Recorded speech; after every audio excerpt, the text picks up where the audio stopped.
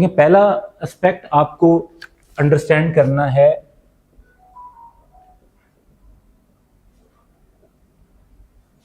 Proficiency level. आई cap के हमारे जितने भी सब्जेक्ट्स हैं पीआरसी से लेकर फाइनल लेवल तक, उनमें 3 प्रोफिशिएंसी लेवल्स होते हैं, P1, P2, P3। आपका पीआरसी लेवल पर मोस्टली P लेवल 1 होता है, विच मीन्स के आपके जो सिनेरियोज होंगे उसमें अनसर्टेनिटी और एम्बिग्विटी लो लेवल होगी। ऐसा नहीं है कि बिल्कुल नहीं होगी। कई जगह पर आपने देखा होगा क्वेश्चन में कि मेथड नहीं बताया हुआ डेप्रिसिएशन का, तो आपने कहा जी हम अब खुद एज्यूम कर लेंगे कि यहाँ पे स्ट्रेट लाइन मेथड लगेगा। तो एम्बिग्विटी होती है, अनसर्टेनिटी होती है, लेकिन वो लो लेवल की होती है। तो ये है प्रोफिशिएंसी लेवल 1। इसको अगर हम लेवल 2 पर लेकर जाएं तो level of ambiguity and uncertainty and complexity वो लेवल लो से मॉडरेट पर चला जाता है। और जब आप जाएंगे P लेवल 3 पर तो ये कम्प्लेक्सिटी, अनसर्टेनिटी और एम्बिग्विटी हाई लेवल पर चली जाएगी। तो P1, P2, P3 most of the topics जो आप पीआरसी लेवल पर पढ़ते हैं वो P1 पर होते हैं। कैफ लेवल पर most of the topics P level 2 पर हैं, कुछ टॉपिक्स यहां भी P1 पर भी हैं, और फाइनल लेवल पर ज्यादातर टॉपिक्स P3 पर हैं। लेकिन वहां पर जाहिर बात है कुछ टॉपिक P2 पर भी होंगे और कुछ टॉपिक इवन फाइनल लेवल में भी P1 पर होंगे, क्योंकि जो बहुत ही ज्यादा एडवांस टॉपिक है या हमारे कोर एरिया ऑफ अकाउंटेंसी से बहुत ज्यादा डायरेक्ट लिंक नहीं है, उनको हम बहुत डेप्थ में नहीं पढ़ते, तो उस पर हम P लेवल 1 पर पढ़ रहे होंगे फाइनल तक जाकर भी। दूसरा आपको अंडरस्टैंड करना है testing level. Testing level T1, T2, T3। Testing level 1 का मतलब है कि जिस टॉपिक का टेस्टिंग लेवल 1 हो वो एग्जाम में अप टू 8 मार्क्स का टेस्ट हो सकता है, यानी इस पर जो क्वेश्चन आएगा वो मैक्सिमम कितने मार्क्स का होगा, 8। टेस्टिंग लेवल 2 का मतलब होता है कि up to 20 marks, up to, और टेस्टिंग लेवल 3 का मतलब होता है अप टू 25 मार्क्स। हमारे सिलेबस में जो FR1 का है T1 और T2 के टॉपिक्स हैं, तकरीबन हाफ टॉपिक्स टेस्टिंग लेवल 1 के हैं और हाफ टॉपिक्स ही हमारे टेस्टिंग लेवल 2 के, ठीक है। तो इसको हमें जहन में रखना है क्योंकि आप अननेसेसरी किसी टॉपिक पे फोकस ना कर रहे हो। मैं इसकी एक एग्जांपल देता हूं। हमारा एक टॉपिक है IS 23, सिलेबस में वो टेस्टिंग लेवल 1 पर है। कई मरतबा मार्केट में आपको ऐसी बुक्स मिलती हैं जहां पे आप एक क्वेश्चन देखेंगे IS 23 का और आप कहेंगे ये तो मुझसे सॉल्व ही नहीं हो पा रहा, तो क्या हमने कम पढ़ा है? Answer is no. IS 23 किसी टाइम पर FR2 का पार्ट था और टेस्टिंग लेवल 2 का टॉपिक था, और तब टेस्टिंग लेवल 2 का मतलब 20 तक रिस्ट्रिक्टेड भी नहीं था, तो उस पर 22-22 नंबर के, 25-25 नंबर के क्वेश्चन सेट हुए हैं। अब आपको क्या 22-25 मार्क्स की कम्प्लेक्सिटी और उतने मार्क्स को हैंडल करने की जरूरत है? The answer is no. वो अननेसेसरी आप अपने आप को परेशान कर रहे हैं, आपको उससे परेशान होने की जरूरत नहीं है। आपको उसे टेस्टिंग लेवल 1 के पर्सपेक्टिव से तैयार करना है कि मैक्सिमम वो आपका जो आएगा वो 8 मार्क्स का क्वेश्चन आ सकता है, ठीक है। तो टेस्टिंग लेवल का ये एडवांटेज होता है। और इसके बाद अगर हम एक फर्दर बात करें तो इसमें आपको स्टडी मटेरियल क्या चाहिए? स्टडी मटेरियल आपको एक तो आई कैप का स्टडी टेक्स्ट चाहिए, और ये FR1 का जो करंट स्टडी टेक्स्ट है हार्ड फॉर्म में आपके पास होना चाहिए प्रेफरेबली, क्योंकि उसके बगैर क्लास में प्रॉपर इंगेजमेंट नहीं बन पाती। समटाइम्स स्टूडेंट सॉफ्ट फॉर्म में टैब या मोबाइल में लेकर आते हैं, तो मैं कुछ लेक्चर्स आपको क्योंकि स्लाइड्स पर करवा रहा हूँ और कुछ लेक्चर्स बोर्ड पर करवा रहा हूँ, कुछ मिक्स हो रहे होंगे अकॉर्डिंग टू द टॉपिक जैसी उसमें ज़रूरत होती है। तो हमेशा चीज़ें आपके सामने स्क्रीन पर नहीं होंगी, तो आपके पास अपनी बुक होनी चाहिए। दूसरी चीज़ आपके पास होनी चाहिए पास्ट एग्जाम्स। पास्ट एग्जाम्स के एक फाइल मैं आप लोगों के साथ शेयर कर दूंगा। आई कैप के स्टडी टेक्स्ट में ऑटम 2022 तक के पास्ट एग्जाम्स ऑलरेडी शामिल हैं, जितने भी रेलिवेंट हैं, प्रॉपर हैं, वो शामिल हैं। जो इसके बाद 4 अटेम्प्ट्स हुई हैं, और एक्चुअली 4+1, अब स्प्रिंग 2025 भी हो गई है, इसका लेकिन अभी तक आई कैप का सोल्यूशन नहीं आया, सिर्फ क्वेश्चन पेपर अवेलेबल है, लेकिन ये अटेम्प्ट्स पास्ट एग्जाम्स ये मैं आपके साथ आज ग्रुप में शेयर करूंगा और ये भी आपके पास होने चाहिए। ये हमारी फोटोकॉपी शॉप से भी आपको वहाँ से अगर आप बाय करना चाहें वहाँ से भी मिल जाएंगे, किसी और वे में प्रिंट करना चाहें और लाना चाहें तो वो भी आप कर सकते हैं। तो ये दो चीज़ें क्लासरूम में आपके पास होनी चाहिए। इसके अलावा आपके पास क्लास में पढ़ने के लिए एक ब्लैक बॉल पॉइंट पेन होना चाहिए, आपके पास अपना जो एक प्रॉपर कैलकुलेटर होना चाहिए, जैसा आप पीआरसी में यूज़ करते थे वैसे ही करें। और तीसरे नंबर पर आपका एक डेडिकेटेड रजिस्टर होना चाहिए फॉर FAR1। रीज़न ये कि उस पर आपको जो आज पहले दिन तो मैं नहीं दूंगा, लेकिन उसके बाद आपको एक डेली असाइनमेंट एलोकेट हो रही होगी और मैं पूरा शेड्यूल भी आपके साथ शेयर करूंगा डे वाइज के कौन से दिन आपने क्या काम करना है। तो वो उस शेड्यूल के मुताबिक आपने उस रजिस्टर पर वो लिख कर करना है। जो असाइनमेंट वाला कॉलम होगा वो आपने लिख कर लाना है और चेक कराना है। बाकी क्वेश्चंस को भी बेहतर है कि लिख कर करें, नहीं करेंगे तो अदरवाइज दूसरे वे में उनको बहरहाल एक मरतबा देख जरूर लेना है। और ये चीज़ें आपके पास क्लास में होनी चाहिए। पेपर का जो आपका पैटर्न है, पेपर का आपका पैटर्न ये है कि आपके दो सेक्शन होते हैं। सेक्शन ए में क्वेश्चन 1 से लेकर क्वेश्चन 5 तक होते हैं। ये 6 से 10 मार्क्स के क्वेश्चन होते हैं, लेकिन इनका जो टोटल बनता है इस बेसिस पर वो बनता है 40। यानी ऑन एवरेज एक क्वेश्चन कितने नंबर का है? 8। कोई 6 का होगा, कोई 7 का, कोई 10 का, कोई 9 का, इस तरह करके 5 क्वेश्चंस के कितने मार्क्स बन जाएंगे? 40। फिर इसमें 7 से 10 MCQs होंगे। ज्यादातर MCQs जो है वो 1 मार्क ईच के होते हैं, कुछ MCQs 2 मार्क्स का एक MCQ भी होता है और 10 मार्क्स इसके होंगे। इस तरह से आपका 50 मार्क्स बन जाएंगे। फिर सेक्शन बी होगा। सेक्शन बी में 3 क्वेश्चंस होंगे जो कि 13 से लेकर 20 मार्क्स तक की रेंज में होते हैं। यानी ये क्वेश्चन 13, 14 का भी हो सकता है, 17 का भी हो सकता है, मैक्सिमम 20 मार्क्स का, और 50 मार्क्स इनसे बनेंगे। इस तरह से आपका जो टोटल बनेगा वो 100 का बनेगा।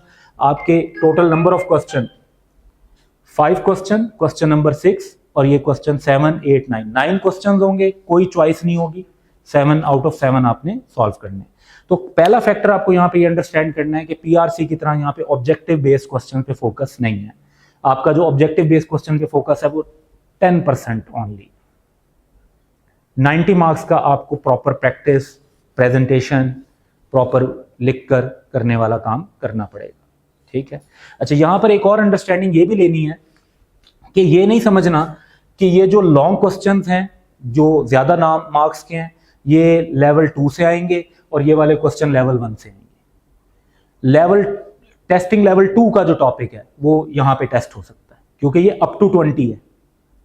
अप टू 7 भी पूछ सकते हैं, अप टू 6 भी पूछ सकते हैं, अप टू 8 भी पूछ सकते हैं। इवन इस एरिया में भी कई मरतबा आपको टेस्टिंग लेवल 1 के टॉपिक भी नजर आएंगे। वो किस तरह करते हैं कि एक टॉपिक है IS-16, वो टेस्टिंग लेवल 2 का है। एक टॉपिक है IS-20, जैसे हम ये अभी पढ़ रहे हैं, ये टेस्टिंग लेवल 1 का है। इन दोनों को कंबाइन करके एक 18 मार्क्स का क्वेश्चन बना दिया, जिसमें से 6 मार्क्स IS-20 के हैं और 12 मार्क्स जो हैं वो IS-16 के हैं। तो रूल भी फॉलो हो रहा है और एक लॉन्ग क्वेश्चन आ गया। एक क्वेश्चन ऐसा भी आया जो IS-20 और IS-23 दो को मिक्स करके 16 मार्क्स का क्वेश्चन बना, लॉन्ग क्वेश्चन में आया। दोनों टेस्टिंग लेवल 1 के टॉपिक है, लेकिन कंबाइन होकर मार्क्स कितने बन गए? 16। तो एक कंबाइन क्वेश्चन बना दिया उन्होंने लॉन्ग। तो टेस्टिंग लेवल 1 हो या 2 हो, इसमें से किसी भी एरिया में एग्जाम में हो सकता है। मैं जो आपके साथ शेड्यूल शेयर करूंगा उसमें हर कुछ टॉपिक्स कंप्लीट करने के बाद हम क्लास में 3 दिन का एक प्रोसेस किया करेंगे, which is query, test and discussion. ठीक है। यहां पर हम हमारे उस तरह से 20-20, 25-25 टेस्ट नहीं होंगे जैसे हम पीआरसी में टिपिकली करते हैं। वहाँ पे हमारे पास टाइम का मार्जिन भी होता है, ऑब्जेक्टिव बेस पे फोकस होता है, मोर एंड मोर प्रैक्टिस जो है वो टेस्ट के थ्रू करवाई जा रही होती है। यहाँ पे कैफ का सिलेबस क्योंकि ज़्यादा होता है तो टिपिकली हम उतने ज़्यादा टेस्ट की तरफ नहीं जाएंगे, लेकिन हम टेस्ट कोई इंपॉर्टेंस वहाँ से ज़्यादा कोशिश करेंगे कि इन्फोर्स करें। तो एक सर्टन जैसे 2 से 3 चैप्टर के बाद हम क्या करेंगे कि हम एक डिस्कशन फर्स्ट क्यूरी डे रखेंगे ताकि आपकी जो भी क्यूरीज और प्रॉब्लम्स हैं उनको रिजॉल्व करें। फिर नेक्स्ट डे टेस्ट होगा और उससे नेक्स्ट डे उस टेस्ट की डिस्कशन होगी। टेस्ट, हर टेस्ट 30 मार्क्स का होगा, ठीक है, जो इसमें आपको करने में पूरे 1 आवर का टाइम लग जाएगा। उसमें आपने टाइम मैनेजमेंट भी सीखनी होगी ताकि पेपर में करें। इसके अलावा आपका इंटरिम और फाइनल मॉक, ये 200 मार्क्स के मॉक होंगे। पहला जो इंटरिम मॉक है ये अराउंड जून के मिड में होता है। ये जून के मिड में जब होगा तो इसमें हमारे 8 to 9 चैप्टर सिलेबस का पार्ट होंगे, और जब हम फाइनल मॉक करेंगे तो उसमें पूरा सिलेबस हमारा पार्ट होगा और उसको हमने फोकस करना होगा। तो ये सब करने के बाद, ये तो है general introduction about Kaif and this subject. ये जो मैंने प्रोफेशंसी लेवल बताया, टेस्टिंग लेवल आपको बताया, ये चीज़ें थ्रू आउट कैफ सारे सब्जेक्ट्स पर एप्लीकेबल हैं। जबकि जो ये स्टडी मटेरियल है और पेपर का जो पैटर्न है ये स्पेसिफिक टू FAR1 हमने बातचीत की। आपके जहन में अगर कोई क्वेश्चंस हैं FAR1 को लेके, कैफ लेवल को लेके, CA के बारे में इन जनरल, तो आप अभी पूछें फिर, ताकि हम टॉपिक की तरफ जाएं। चले आगे जी। इसके लिए टाइम ड्यूरेशन कितना होता है पूरे, मतलब फुल पेपर के लिए? 3 hours and 15 minutes, जिसमें से 15 मिनट्स आपका रीडिंग टाइम होता है, जिसमें वो आपको ये अलाउ करते हैं कि आप क्वेश्चन पेपर को देखकर उस पर कोई अंडरलाइन करना चाहें, ऐसा कुछ करना चाहें तो कर सकते हैं, लेकिन आपको लिखना अभी अलाउड नहीं होता आंसर शीट पे। आफ्टर 15 मिनट्स 3 hours का टाइम होगा आपके पास, जिसमें आप जिस तरीके से भी जिस भी सीक्वेंस में पेपर को अटेम्प्ट करना चाहें वो आप कर सकते हैं। सो 100 मार्क्स 180 मिनट्स, पर मार्क 1.8 मिनट्स। अच्छा, आप लोगों ने कुछ स्टैंडर्ड्स पढ़े होंगे डेफिनेटली। IS2 पढ़ा हुआ है, inventories. IS16 property plant equipment, उसका भी रेफरेंस पढ़ा हुआ है। IS1 presentation of financial statement, okay good. इसी तरीके से एक स्टैंडर्ड है IS20 accounting for government grants and disclosure of government assistance. ये हमारे स्टडी टेक्स्ट में चैप्टर नंबर 1 भी है, और आज मैं इसका एक ब्रीफ इंट्रोडक्शन आपके साथ शेयर कर रहा हूँ। इस स्टैंडर्ड के नाम से ही पता चल रहा है, जैसे गवर्नमेंट ग्रांट्स का वर्ड आया, कि गवर्नमेंट की तरफ से कोई असिस्टेंस या ग्रांट मिलती है बिजनेसेस को। हमें यहां पर यह अंडरस्टैंड करना है कि गवर्नमेंट्स का ऑब्जेक्टिव होता है पब्लिक वेलफेयर, एम्प्लॉयमेंट बढ़े, इकोनॉमी में अच्छी मूवमेंट हो, लोगों की पब्लिक वेलफेयर के काम हो।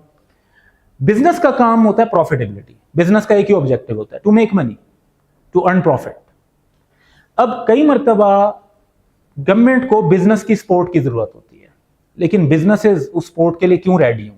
लाइक गवर्नमेंट का ऑब्जेक्टिव है पब्लिक वेलफेयर, बिजनेस का ऑब्जेक्टिव तो पब्लिक वेलफेयर नहीं है, तो एक बिजनेस पब्लिक वेलफेयर का काम क्यों करे? तो गवर्नमेंट समटाइम्स कुछ इंसेंटिव देती है बिजनेसेस को ताकि वो भी पब्लिक वेलफेयर का काम करें। फॉर एग्जांपल, गवर्नमेंट कहती है अगर आप ये काम करें तो हम आपको इतने पैसे देंगे। अब मैं इसकी डिफरेंट एग्जांपल्स देता हूं। आप कहते हैं कि जी अगर हम एक फैक्ट्री मुल्तान में इंस्टॉल करते हैं, यहां लगाते हैं, तो हमारा प्रॉफिट होगा 40 मिलियन एनुअली। लेकिन अगर वही फैक्ट्री हम बलूचिस्तान में लगाएं तो वहां पर क्योंकि रॉ मटेरियल पहुंचाना, इंफ्रास्ट्रक्चर की कमी है, कम्युनिकेशन नेटवर्क वैसे नहीं है, लेबर आराम से नहीं मिल पाएगा, और हमें लॉजिस्टिक के इश्यूज भी आएंगे, तो हमारी प्रॉफिटेबिलिटी कम होकर 20 मिलियन हो जाएगी, हाफ हो जाएगी। तो अगर आपके पास ये 2 ऑप्शन हो तो as a businessman what would be your choice? Multan. लेकिन दूसरी तरफ देखें, गवर्नमेंट का ऑब्जेक्टिव ये होना चाहिए कि वो एरियाज जो मजीद ज्यादा अंडर डेवलप्ड हैं, जो अंडर प्रिविलेज्ड हैं, वहां पर भी कुछ ना कुछ बेहतर होना चाहिए, वहां पे एम्प्लॉयमेंट अपॉर्चुनिटी क्रिएट होनी चाहिए। भाई पहले ही वो जगह अगर बैकवर्ड है तो वहां इंडस्ट्री अगर लगेगी या कुछ काम होगा तो तभी इंप्रूवमेंट आएगी ना। खुद ब खुद तो ऐसे एकदम इंफ्रास्ट्रक्चर बन नहीं जाएगा। तो गवर्नमेंट चाहती है कि हम फैक्ट्री वहां लगाएं। व्हाट इफ कि गवर्नमेंट अगर हमें यह कह दे कि आपको हम 100 मिलियन का एक ग्रांट दे रहे हैं, लेकिन शर्त यह है कि आपने फैक्ट्री बलूचिस्तान में लगाई। हम अब देखते हैं कि अगर हमारी 100 मिलियन की इन्वेस्टमेंट कम हो जाए तो हर साल 20 से 22 मिलियन का तो यही हमें एडवांटेज है। हर साल 20 से 22 मिलियन तो यही हमारी, क्योंकि हमारी इन्वेस्टमेंट ही कट हो गई। तो पहले हम अगर 400 मिलियन लगाकर जो है ना 40 मिलियन कमा रहे थे, और ये 100 मिलियन, या हम कहते हैं जी 150 मिलियन लगा के आप कमा रहे थे, तो 50 मिलियन लगा के आपको आधा पैसे मिल जाएंगे। पैसे तो आपके और भी कम लग रहे हैं, 100 मिलियन तो गवर्नमेंट से मिल गए आपको। तो नाउ इट इज पॉसिबल कि आप सोचें कि यहां के बजाय हम बलूचिस्तान में कर लें। यानी एक काम जो पहले आप करने को तैयार नहीं थे, अब करने को तैयार हैं। तो इसका मतलब है कि गवर्नमेंट से मिलने वाले बेनिफिट्स बिजनेसेस को फोर्स कर सकते हैं कि वो भी किसी वे में पब्लिक वेलफेयर के अंदर इनकॉर्पोरेट हो रहे हो। अब यहां पे गवर्नमेंट भी अपना ऑब्जेक्टिव नहीं छोड़ रही, और बिजनेस भी अपना ऑब्जेक्टिव नहीं छोड़ रहा, बिजनेस स्टिल अपनी प्रॉफिटेबिलिटी पर काम कर रहे हैं और गवर्नमेंट पब्लिक वेलफेयर के लिए काम कर रही है और दोनों अब मिलकर काम कर रहे हैं। तो बिजनेसेस के लिए ये काफी कॉमन है कि सर्टेन बिजनेसेस को गवर्नमेंट की तरफ से बेनिफिट्स मिलते हैं। हमारा क्वेश्चन ये राइज होता है कि हमने उसकी अकाउंटिंग कैसे करनी है और उसकी अकाउंटिंग पर हमें गाइडेंस कौन सा स्टैंडर्ड प्रोवाइड करता है? IAS 20। तो गवर्नमेंट की तरफ से जो बेनिफिट बिजनेस को मिल रहे होंगे उसकी अकाउंटिंग करने के लिए हम IAS 20 अप्लाई करेंगे। Got this? और आज के लेक्चर में हम देखेंगे कि what is meant by government grant, what is meant by government assistance and what to do with it. तो सबसे पहले हम अंडरस्टैंड करते हैं कि गवर्नमेंट की डेफिनेशन क्या है। अच्छा, आपके जहन में गवर्नमेंट की क्या डेफिनेशन है? What is government? हाँ, अच्छा, जरूरी नहीं है कि गवर्नमेंट स्टेट लेवल पर हो। जैसे आप ये डेफिनेशन देखेंगे, government refers to government agencies, similar bodies, whether local, national और इंटरनेशनल। यानी गवर्नमेंट आपकी लोकल लेवल पर भी हो सकती है, जैसे यूनियन काउंसिल्स हैं, म्यूनिसिपल कॉर्पोरेशंस हैं, डिस्ट्रिक्ट गवर्नमेंट है, प्रोविंशियल गवर्नमेंट है। नेशनल लेवल पर भी हो सकती हैं, जैसे पाकिस्तान की फेडरल गवर्नमेंट है, जैसे इंडिया की सेंट्रल गवर्नमेंट है, जैसे यूएसए की जो ट्रंप एडमिनिस्ट्रेशन है वो उनकी फेडरल गवर्नमेंट है। ये नेशनल लेवल पर। इंटरनेशनल लेवल पे गवर्नमेंट क्या होती है? Like United Nations, like for European countries यूरोपीय यूनियन।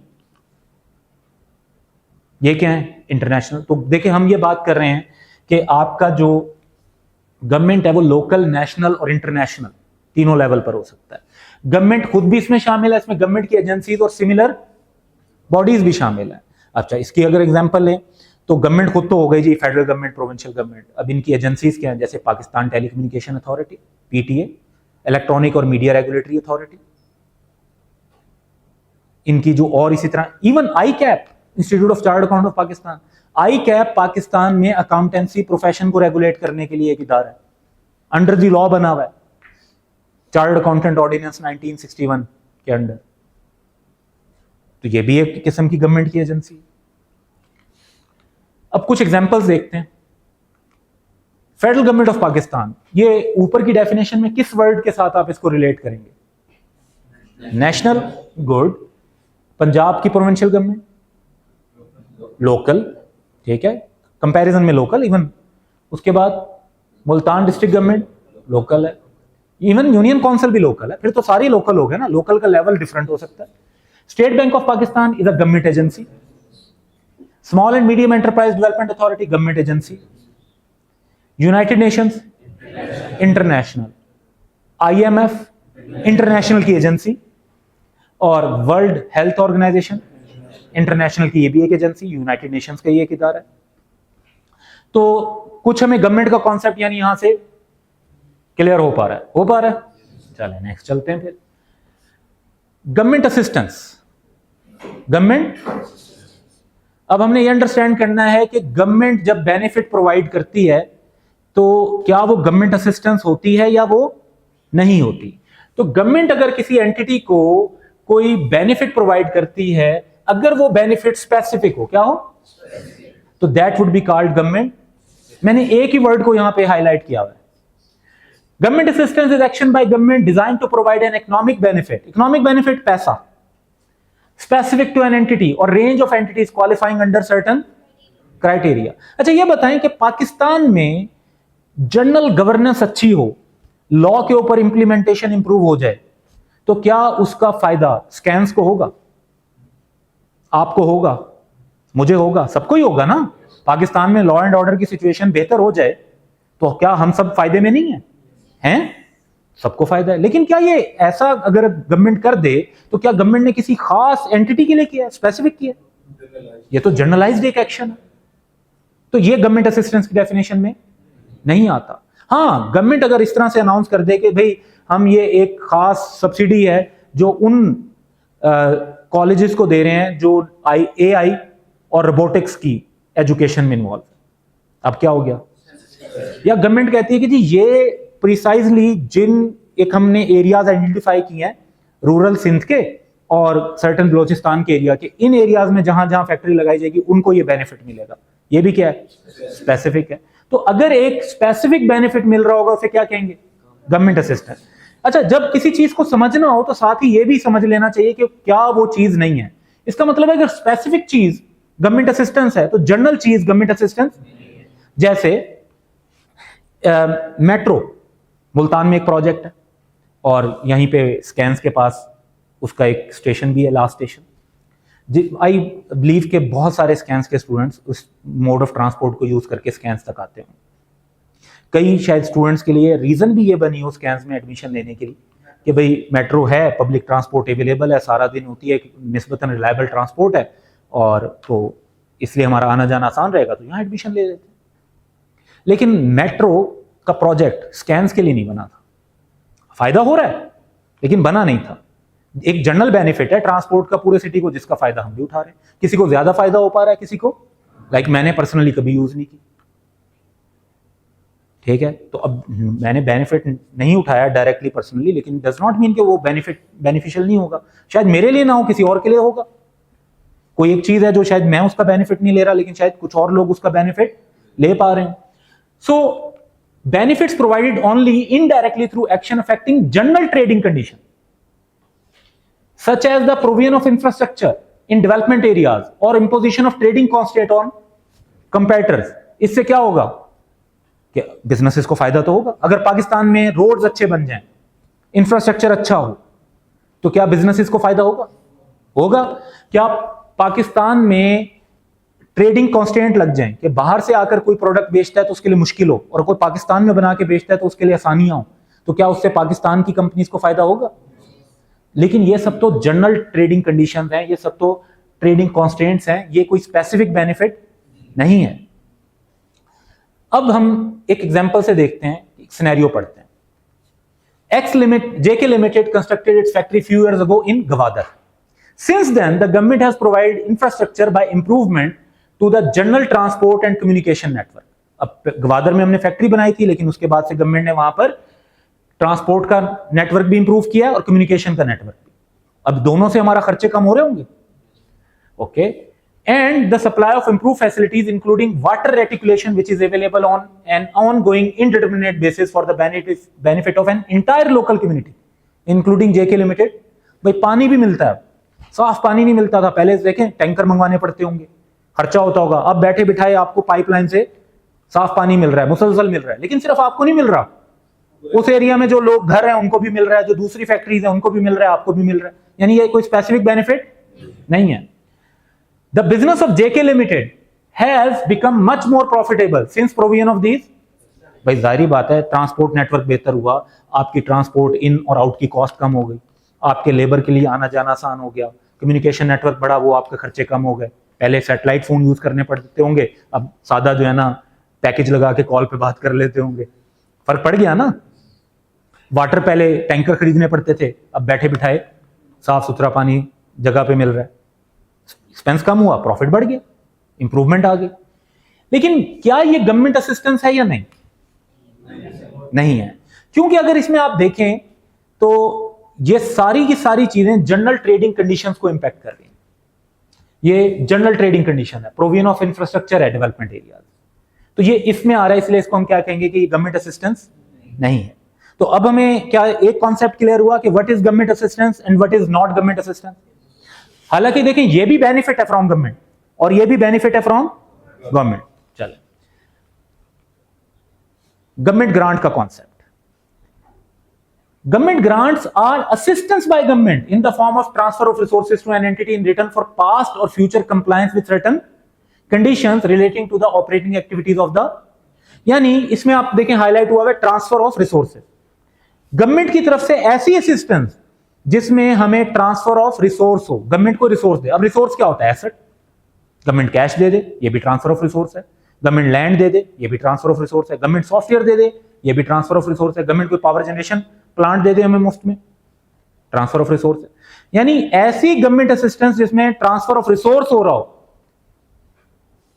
तो उसे क्या कहेंगे? Government grant. Also called subsidies, subvention और प्रीमियम। यानी ग्रांट के ये नाम भी यूज होते हैं। कई लोग ग्रांट को सब्सिडी के नाम से, सबवेंशन के नाम से या प्रीमियम, गवर्नमेंट प्रीमियम के नाम से भी बुलाते हैं, लेकिन ज्यादा कॉमन जो हम वर्ड यूज करेंगे वो क्या होगा? गवर्नमेंट ग्रांट, लेकिन आपको इस टर्मिनोलॉजी का आइडिया होना चाहिए कि ये भी कुछ क्वेश्चन में यूज हो सकती है। वंस अगेन, अगर गवर्नमेंट आपको 100 मिलियन रुपीस दे दे फैक्ट्री लगाने के लिए, तो ये क्या है? Government grant. गवर्नमेंट अगर आपको एक फ्री सॉफ्टवेयर दे दे अपने पूरे बिजनेस को ऑपरेट करने के लिए, तो वो भी क्या है? गवर्नमेंट। तो गवर्नमेंट ग्रांट फिर क्या नहीं है? कौन से ऐसे बेनिफिट हैं जो गवर्नमेंट असिस्टेंस तो हैं लेकिन गवर्नमेंट ग्रांट? तो उसके लिए देखते हैं। They exclude those form of government assistance which can not reasonably have a value placed upon. Government से कुछ ऐसा बेनिफिट मिला जिस पर कोई वैल्यू प्लेस नहीं कर सकते। आप कहते हैं फायदा हुआ है, स्पेसिफिक भी है, लेकिन उस पर हम कोई वैल्यू प्लेस। मैं इसकी एक एग्जांपल देता हूं। हम अपना सामान एक्सपोर्ट करना चाहते हैं यूरोप। इशू यह है कि हमें नहीं पता कि यूरोप के अंदर मार्केटिंग कैसे करनी चाहिए, क्योंकि यूरोप का कल्चर डिफरेंट है, यूरोप के लॉज डिफरेंट हैं, वहां पे जिस वे में आपको बिजनेस करना पड़ता है वो चीजें डिफरेंट है। तो हम कुछ गलत कर दें मार्केट में जाके, फिर तो एंट्री नहीं हो पाएगी। गवर्नमेंट ने हमें एक सर्विस प्रोवाइड की। उन्होंने कहा जी आपकी जो पूरी मार्केटिंग टीम है उसे भेजें, हम उनको ट्रेनिंग देंगे फ्री, हम उनको एडवाइस देंगे कि क्या क्या क्या करना चाहिए, क्या क्या चीजें नहीं करनी चाहिए, डूज एंड डोंट्स कम्युनिकेट करेंगे उन्हें, जिससे के बाद वो सेंट्रल यूरोप में अच्छी प्रोडक्ट की सेल कर सकते हैं। गवर्नमेंट ने हमें ये प्रोवाइड किया, हमारी टीम ने काफी कुछ सीखा, और उसकी वजह से वो काम जो शायद हमें करने में कई साल लगते, अब हमने चंद महीनों में उस मार्केट को अप्रोच कर लिया। हमें फायदा हुआ। गवर्नमेंट ने स्पेसिफिकली हमारे एम्प्लॉयज को ट्रेनिंग दी, स्पेसिफिक बेनिफिट है, गवर्नमेंट असिस्टेंस है। लेकिन क्या कोई ट्रांसफर ऑफ रिसोर्स हुआ? नहीं। तो ये गवर्नमेंट ग्रांट तो नहीं है। गवर्नमेंट असिस्टेंस है लेकिन गवर्नमेंट ग्रांट नहीं। और and transaction with government which can not be distinguish from the normal trading transactions of the. Government ने एक जो है ना ये किया कि ज्यादा चीजें हमारी कंपनी से खरीदी बजाय इसके के फॉरेन कंपनी से खरीदते। अब गवर्नमेंट का हमसे चीजें खरीदने की वजह से क्लियरली हमें फायदा हुआ, यानी गवर्नमेंट ने क्लियर एक पॉलिसी बनाई कि आप अगर इधर इंडस्ट्री लगाएंगे तो ये वाली जो आप प्रोडक्ट बनाते हैं वो हम गवर्नमेंट के सारे डिपार्टमेंट आपसे खरीदेंगे। अब गवर्नमेंट हमसे चीज खरीदती है, हम जैसे किसी और कस्टमर को बेचते हैं उन्हें भी उसी रेट पर बेचते हैं। लेकिन गवर्नमेंट की इस बेनिफिट की वजह से, गवर्नमेंट के इस पॉलिसी की वजह से हमें फायदा हो रहा है। कितना पता नहीं, कितना पता नहीं। शायद गवर्नमेंट वाले वो चीज ना लेते तो कोई और लेता या ना लेता, वी डोंट नो। शायद गवर्नमेंट ना लेती तो कोई और ले लेता, शायद गवर्नमेंट ना लेती तो कोई और ना लेता, वी डोंट नो। एक्चुअल तो करके नहीं देखा ना। तो फायदा हो रहा है लेकिन पता नहीं कितना फायदा हो रहा है। ट्रांसफर ऑफ रिसोर्स नहीं है, ये तो नॉर्मल ट्रांजैक्शन है, सेल परचेज, जैसे किसी को चीज बेचते हैं गवर्नमेंट को भी बेच रहे हैं, फायदा हो रहा है उसका। तो ये गवर्नमेंट ग्रांट नहीं है, ये गवर्नमेंट असिस्टेंस है। अच्छा, अब एक एग्जांपल लेते हैं। Government provided following to XYZ limited free technical advice. ये किस में फॉल करेगी? नॉट गवर्नमेंट ग्रांट, क्योंकि ये इस पर कोई वैल्यू प्लेस, ठीक है, मशवरा करोड़ों का भी हो सकता है, ठीक है, और फजूल भी हो सकता है। Free marketing advice for export to Central Europe, जो थोड़ी देर पहले मैंने आपको एक्सप्लेन की, ये भी not government grant. Free provision of guarantees for export trade with European countries, actually ये भी नॉट गवर्नमेंट ग्रांट है। क्योंकि गवर्नमेंट गारंटी क्या होती है भाई? हम यूरोप में सेल करने गए, हमें भी रिस्क था कि वहां की पार्टी पता नहीं पैसे देगी कि नहीं, उन्हें भी रिस्क था कि भाई हम ऐसा ना हो कि हम उनसे एडवांस ले लें और उन्हें प्रोडक्ट डिलीवर ना करें। उन्होंने कहा जी गारंटी होगी तो हम चलेंगे। अब हमारे पास इतना पैसा नहीं था कि किसी यूरोपियन बैंक को जो है ना पहले यूरो जमा करवाएं, फिर वो हमारी गारंटी दे, फिर हम वहां पे ट्रेड करें। गवर्नमेंट ऑफ पाकिस्तान ने कहा कोई मसला नहीं, हमारा वहां पे अकाउंट मौजूद है, हम गारंटी देते हैं, आप प्रोडक्ट डिलीवर करें। अब गारंटी देने में क्या हुआ? गवर्नमेंट ने पैसा कोई नहीं दिया हमें, ना दूसरी पार्टी को। सिर्फ गवर्नमेंट ने क्या दिया है, अगली पार्टी को कहा कि जी ये नहीं देंगे, तो इस बेस पर उस पार्टी ने हमसे चीज खरीद ली। अब हमें फायदा हुआ, लेकिन गवर्नमेंट की तरफ से कोई ट्रांसफर ऑफ रिसोर्स नहीं हुआ। ये भी क्या है? Not government grant. Supportive government procurement policy that is responsible for significant sales by, तो ये इसकी एग्जांपल है कि those transaction which can not be distinguish from normal trading transactions of the entity. तो ये सारी जो एग्जांपल्स अभी हमने पढ़ी है किस में आती हैं? नॉट गवर्नमेंट ग्रांट में। तो अगर हम इनको डिस्कस करें तो हमारा आंसर भी यही है कि जो फर्स्ट थ्री हैं वो तो वो वाली हैं जिन पर वैल्यू प्लेस नहीं कर सकते, और लास्ट वन वाली वो है जिसको हम नॉर्मल ट्रेडिंग ट्रांजैक्शन से डिस्टिंग्विश नहीं कर सकते, लेकिन चारों आती इसी एरिया में। Got this? अब हमें पता चल गया कि गवर्नमेंट ग्रांट्स क्या है। चलें फिर एक स्टेप और आगे चलते हैं। ग्रांट्स की दो टाइप्स होती हैं, ग्रांट रिलेटेड टू एसेट्स और ग्रांट रिलेटेड टू इनकम। ऐसी ग्रांट जिसकी प्राइमरी कंडीशन किसी लॉन्ग टर्म एसेट को एक्वायर करना, डेवलप करना, कंस्ट्रक्ट करना हो, उसको कहते हैं grant related to asset. Primary condition क्या चीज? लाइक गवर्नमेंट ने कहा कि जी अगर आप ये प्लांट, एक प्रोडक्ट है जो पाकिस्तान में नहीं बनती, इंपोर्ट करनी पड़ती है, इंपोर्ट करनी पड़ती है तो बैलेंस ऑफ पेमेंट में बड़ा मसला आता है, नॉमिक्स में बड़ा हुआ ना, डॉलर बाहर चले जाते हैं। अब हम चाहते हैं कि वो प्रोडक्ट पाकिस्तान में बने, तो गवर्नमेंट ने एक इंसेंटिव दिया कि जो इस प्रोडक्ट का प्लांट पाकिस्तान में लगाएगा उसको हम 20 मिलियन की ग्रांट देंगे। तो प्लांट लगाना मेन रीजन है जिसकी वजह से ग्रांट मिल रही है आपको। तो कौन सी ग्रांट हो गई? Grant related to asset. अच्छा, बाज़ औक़ात प्राइमरी कंडीशन के साथ सेकेंडरी कंडीशंस भी होती हैं, लेकिन आपने फोकस किस पर करना है? प्राइमरी कंडीशन पे। जैसे सेकेंडरी कंडीशन ये हो सकती है प्लांट लगाना है, लेकिन उसमें जो इंप्लाइज हैं कम से कम 70% इंप्लाइज इस लोकल सिटी के होने चाहिए, क्योंकि हम इंप्लॉयमेंट भी बढ़ाना चाहते हैं उस एरिया में।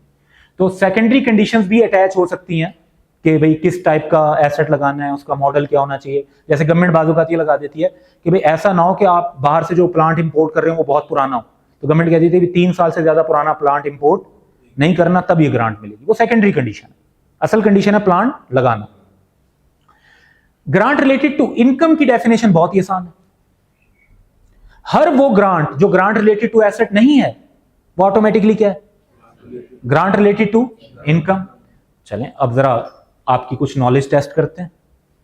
मैं कुछ ग्रांट सामने लेकर आऊंगा, आपने बताना है कि ये रिलेटेड टू एसेट है या रिलेटेड टू। पहली ग्रांट है grant by federal government on condition to import and install new power generation plant in Pakistan. Grant related to, correct. दूसरा है grant by provincial government on condition of construction and operation of factory in a specified rural area. Still grant related to asset, क्योंकि factory एक long term asset है, उसकी construction की condition पर मिल रही है। तो प्राइमरी कंडीशन क्या है? Construction of a long term asset, तो ग्रांट रिलेटेड टू एसेट बन गई। Grant by sports ministry for conducting a football league for next 3 years. अब जैसे हमने लेट्स से हमने 4-5 फैक्ट्रियों के बीच में ना उनके सारे लेबर्स की टीमें बनवाई और हमने एक टूर्नामेंट रख दिया। अब स्पोर्ट्स मिनिस्ट्री के ऑफिशियल्स ने उस टूर्नामेंट को देखा, उन्होंने कहा जी आपने हम सिर्फ ये नहीं किया कि फैक्ट्री के लोगों को सपोर्ट किया, आपने बल्कि स्पोर्ट्स को भी प्रमोट किया, और फॉर दैट रीजन हमारी मिनिस्ट्री जो है ना आपको ये ग्रांट दे रही। अगर ये ग्रांट मिल जाए, और उसमें उन्होंने शर्त रख दिया कि फिर आपने फुटबॉल लीग करवानी है फॉर नेक्स्ट, तो बताएं कि ये ग्रांट क्या है? Related to income. यहां पे देखें कोई प्राइमरी कंडीशन ये नहीं है कि लॉन्ग टर्म एसेट एक्वायर करें या कंस्ट्रक्ट करें, तो grant related to income. Grant by ministry of manpower, ministry of labour for maintaining low labour turnover in last 5 year. Labour turnover ये होता है कि जितने ज्यादा एम्प्लॉइज किसी जगह पर छोड़कर जा रहे हो उतना हाई लेबर टर्नओवर कहलाता है। कम एम्प्लॉइज छोड़कर जा रहे हैं तो ये लो लेबर टर्नओवर मैनेजमेंट और एंटिटीज के लिए अच्छा समझा जाता है, क्योंकि कम लोग वहीं पर छोड़कर जा रहे होंगे जहां पर अपने एम्प्लॉइज के लिए अच्छी पॉलिसीज होंगी, उनको सैलरी मुनासिब मिलती होगी, हेल्थ एंड सेफ्टी की कंडीशन मुनासिब होंगी, and they would be happy. अगर ऐसा नहीं होगा तो जाहिर बात है कि लेबर टर्नओवर क्या होगा? हाई। अब एक गवर्नमेंट की मिनिस्ट्री ने इस वजह से ग्रांट दी है कि आपका लेबर टर्नओवर बहुत कम था। अच्छा, मकसद उनका यह है कि आपको देखकर दूसरी कंपनीज भी इंस्पायर हों और वो भी अपने लेबर्स को और एम्प्लॉइज को अच्छी कंडीशंस प्रोवाइड करें, ताकि वहां पे भी लेबर टर्नओवर कम हो जाए, और ओवरऑल तो वेलफेयर ही बढ़ रही है ना। तो ये किस टाइप की ग्रांट है? रिलेटेड टू इनकम, करेक्ट, क्योंकि इसमें भी कोई एसेट, लॉन्ग टर्म एसेट आप एक्वायर, कंस्ट्रक्ट या डेवलप नहीं कर रहे। तो यहां तक क्लियर हुई है बात? अब तक हमने जो पढ़ा उसको जरा समराइज करते हैं। हमने अब तक ये पढ़ा कि गवर्नमेंट का मतलब है गवर्नमेंट एजेंसीज और सिमिलर बॉडीज, चाहे वो नेशनल हो, इंटरनेशनल हो या लोकल हो। फिर हमने पढ़ा कि गवर्नमेंट से हमें कुछ बेनिफिट्स मिलते हैं। ये बेनिफिट्स स्पेसिफिक भी हो सकते हैं, अगर स्पेसिफिक हो तो इन्हें हम क्या कहते हैं? Government assistance. और अगर ये बेनिफिट स्पेसिफिक ना हो तो फिर क्या होते हैं? Not government assistance. अच्छा, ये जो नॉट गवर्नमेंट असिस्टेंस होती है इसको हम इग्नोर कर देते हैं, इसकी हमने कोई अकाउंटिंग नहीं करनी। अकाउंटिंग में हमने इसका कुछ भी नहीं करना है, इसको जस्ट क्या करना है? इग्नोर। अगर क्वेश्चन पूछता है ना कि भाई ये हुआ है और what would be the accounting treatment discuss करें, और सिनेरियो इसमें फॉल कर रहा है, तो आप कहेंगे कि no effect on financial statement, कुछ नहीं करना। अलबत्ता अगर वो गवर्नमेंट असिस्टेंस हो तो फिर दो तरह की होती है, एक वो जिसमें ट्रांसफर ऑफ रिसोर्स हो रहा हो, जिसे हम क्या कहते हैं, गवर्नमेंट ग्रांट, और जिसमें ट्रांसफर ऑफ रिसोर्स ना हो रहा हो बल्कि ऐसी चीज हो कि वैल्यू प्लेस नहीं कर सकते या जनरल नॉर्मल ट्रेडिंग ट्रांजेक्शन है, तो वो क्या है, नॉट गवर्नमेंट। ये भी गवर्नमेंट असिस्टेंस है, ये भी गवर्नमेंट असिस्टेंस है। ये वो वाली गवर्नमेंट असिस्टेंस है जो ग्रांट की डेफिनेशन पे भी आती है, ये वो वाली हैं जो ग्रांट की डेफिनेशन पर नहीं आती। इनका डिस्क्लोजर होगा। इनका क्या होगा भाई, हम एक पैराग्राफ में बता देंगे कि गवर्नमेंट की तरफ से हमें ये बेनिफिट मिले। वैल्यू तो वैसे ही प्लेस नहीं कर सकते, तो डेबिट क्रेडिट तो होगा नहीं। इनकी अकाउंटिंग होगी, इनकी, ये बात समझ में आ रही है, इनकी क्या होगी, अकाउंटिंग। इनका क्या होगा, अब ये स्टैंडर्ड का टाइटल पढ़े, तो ये है स्टैंडर्ड का स्कोप कि ये काम करना है, इनकी अकाउंटिंग करनी है और डिस्क्लोजर दोनों का देना है। डिस्क्लोजर इसका भी होगा, डिस्क्लोजर उसका भी होगा। तो इसलिए अकाउंटिंग फॉर गवर्नमेंट ग्रांट, लेकिन disclosure of government assistance. Government grant की भी हमने दो टाइप पढ़ी। एक को हमने कहा जी ग्रांट रिलेटेड टू, जहां प्राइमरी कंडीशन क्या है, लॉन्ग टर्म एसेट को परचेज, कंस्ट्रक्ट या एक्वायर करना। और इसके अलावा जो ग्रांट्स होती हैं हमने क्या कहा, ग्रांट रिलेटेड टू इनकम। तो क्या ये कॉन्सेप्ट क्लियर है जो वन स्लाइड पर आपके सामने? तो आज का की लेक्चर तो हमारा यही है। घर से जो आपका काम है वो ये है कि आपने एमसीक्यू नंबर 10 करना है चैप्टर के एंड से, ठीक है, और आपने आटम 24 की अटेम्प्ट। अच्छा, ये आटम और स्प्रिंग पीआरसी में तो यूज नहीं होता, स्प्रिंग की अटेम्प्ट होती है जो मार्च में एग्जाम्स होते हैं कैफ के। ये कौन सी अटेम्प्ट है, स्प्रिंग। और आटम की अटेम्प्ट का मतलब होता है जो सितंबर में एग्जाम्स होते हैं। जैसे अब जो आपकी जो पेपर आपने देने, कब देने, सितंबर में, तो आपकी अटेम्प्ट है आटम 2025। तो A24 मींस आटम 2024, उसका एमसीक्यू नंबर 3।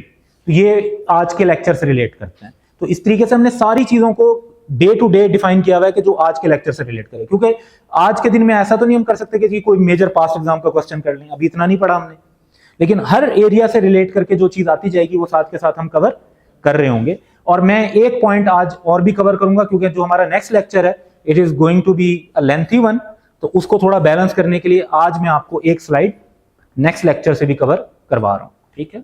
रिकग्निशन, क्या ये वर्ड पहले पढ़ा? लाइक आपने चैप्टर नंबर 6 में पढ़ा हुआ है अपनी प्रीवियस अकाउंटिंग में कि an item of property, plant and equipment is recognized only and only if it is probable that economic benefits will flow towards the entity, and number 2, the cost can be measured reliably.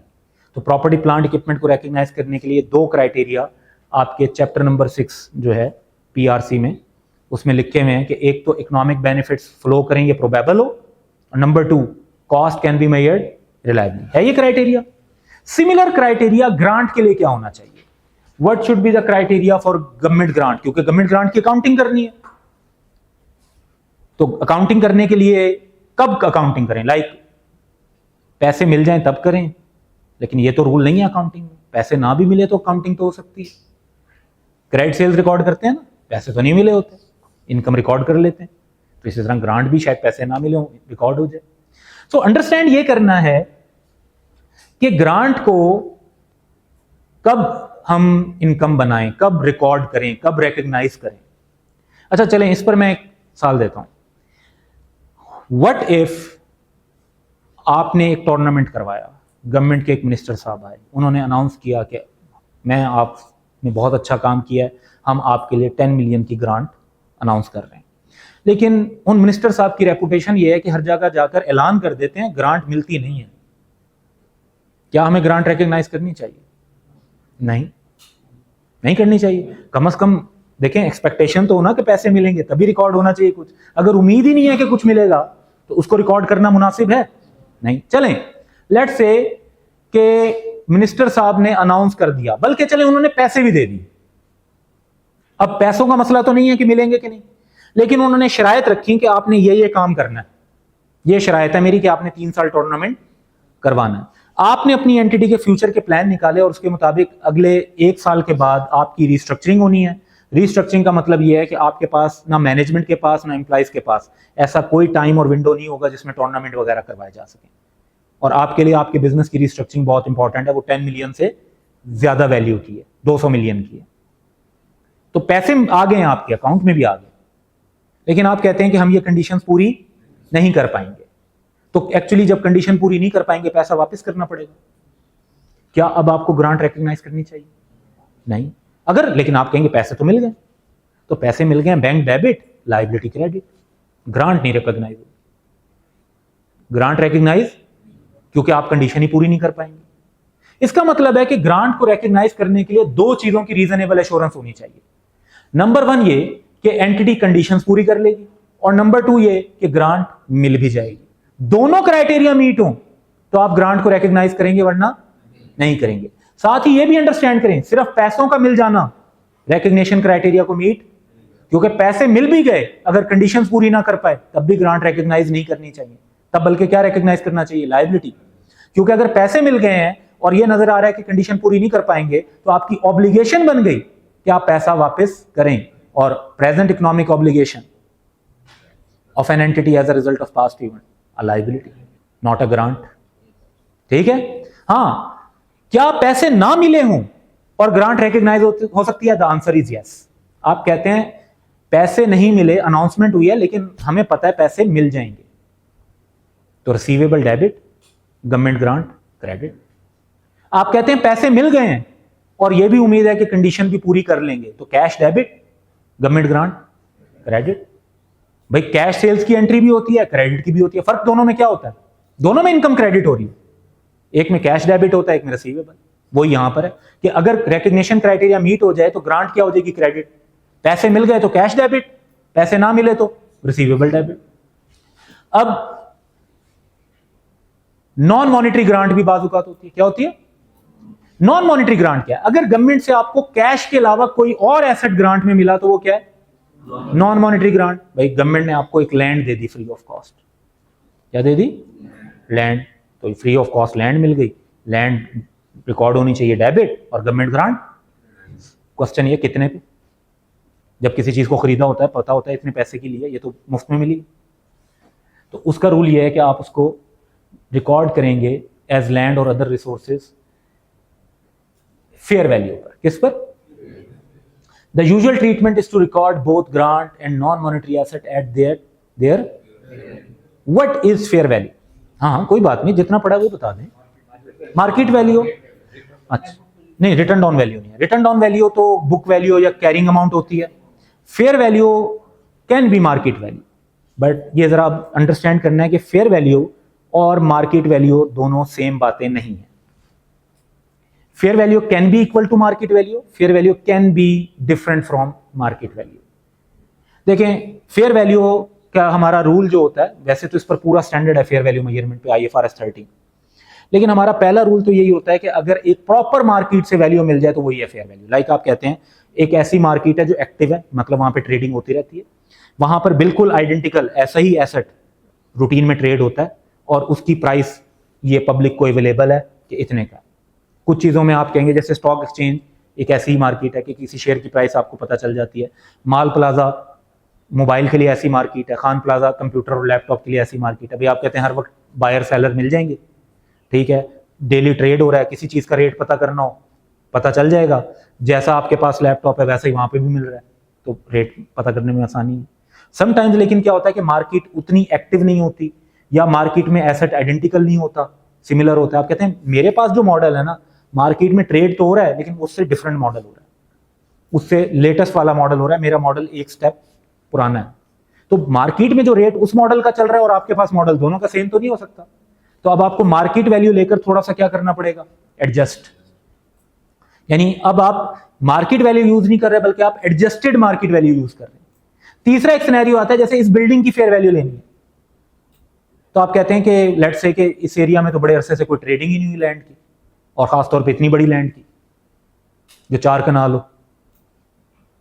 Last trading तो हुई थी जब Diego terminal बना था। अब कैसे value करें? Market value तो तभी होती है ना जब मार्केट में ट्रांजैक्शन हो रही है, आपके लिए ट्रांजैक्शन ही नहीं हो रही। तो आप एक्सपर्ट्स को हायर करते हैं। एक पाकिस्तान इंजीनियरिंग काउंसिल से जो सिविल इंजीनियर है, जो बिल्डिंग्स को, लैंड को, और इनकी मार्केट्स को अंडरस्टैंड करता हो, वो आएगा, एनालिसिस करेगा, डिफरेंट चीज़ों का पता करेगा, बिल्डिंग में देखेगा कैसा मटेरियल यूज़ हुआ है, डिज़ाइन कैसा है, ये पुरानी कितनी है, मॉडर्न जो रिक्वायरमेंट्स हैं लोगों की उसके मुताबिक कितना ये फिट है और कितना नहीं है, उस बेस पर वो इसकी एक वैल्यूएशन अपने सिस्टम से बनाएगा। जैसे हम अकाउंटेंट कैलकुलेशन करते हैं, वो अपने हिसाब से एक इंजीनियर की कैलकुलेशन होगी। Got this? तो वो भी फेयर वैल्यू, वो भी। तो फेयर वैल्यू एक बड़ा ब्रॉड कॉन्सेप्ट है, यानी फेयर वैल्यू में मार्केट वैल्यू हमारी पहली चॉइस है, लेकिन हमेशा मार्केट वैल्यू ही हो ये जरूरी नहीं है। अच्छा, अगर फेयर वैल्यू अवेलेबल ना हो या हम यूज ना करना चाहते हो, तो एक ऑप्शन ये भी है कि एसेट और ग्रांट दोनों को नॉमिनल अमाउंट पे रिकॉर्ड कर दें। दोनों को किस पे रिकॉर्ड कर दें? नॉमिनल अमाउंट से क्या मुराद है? मामूली अमाउंट। कौन सी अमाउंट? मामूली।